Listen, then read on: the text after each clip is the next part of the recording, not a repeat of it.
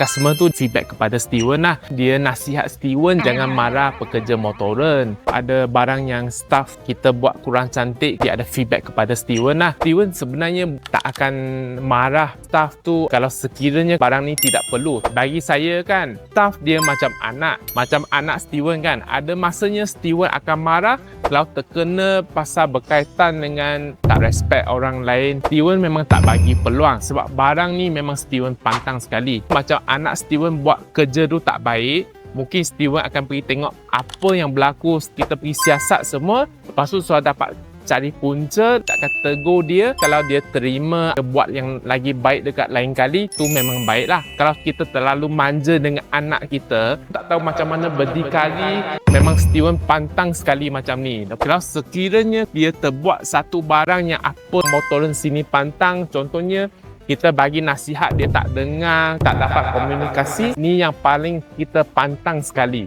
Kesimpulannya, tak kiranya orang tu adalah anak kita pun ataupun staff tu, sebenarnya sebagai bos ataupun ayah ada tanggungjawab masing-masing untuk mendidik anak tu supaya bila dah besar jadi satu manusia yang berguna untuk masyarakat.